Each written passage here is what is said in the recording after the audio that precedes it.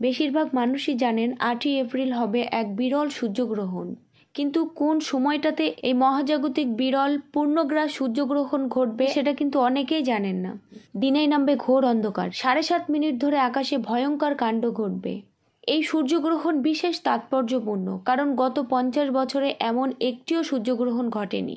এই মহাজাগতিক বিরল পূর্ণগ্রাস সূর্যগ্রহণ ঘটবে 8 এপ্রিল। তবে ঠিক কোন টাইমটাতে ঘটবে সেটা কিন্তু অনেকেই জানেন না। এই গ্রহণটি গত অর্ধ শতাব্দীর দীর্ঘতম সূর্যগ্রহণ হবে। এই পূর্ণ গ্রহণের সময় সূর্য সম্পূর্ণরূপে ঢেকে যাবে এবং দিন পরিণত হবে রাতে।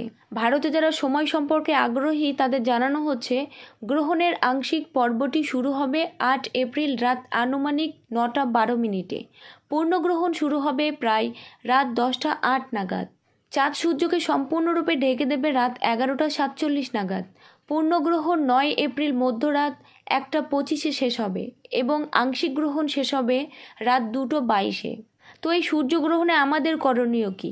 বিশেষ করে ভারত বাংলাদেশের মানুষদের দুশ্চিন্তা করার কিছু নেই, কারণ এই গ্রহণ উত্তর আমেরিকা, মেক্সিকো, কানাডা এবং ভূমধ্যসাগরীয় কিছু অঞ্চলে দেখা যাবে।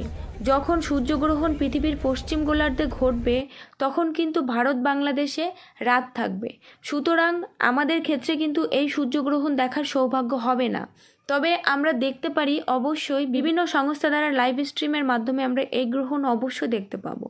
তো আজকের ভিডিওটি এখানেই শেষ করছি। ভালো লাগলে অবশ্যই লাইক করুন, আর চ্যানেলটি সাবস্ক্রাইব করা না থাকলে অবশ্যই সাবস্ক্রাইব করতে ভুলবেন না।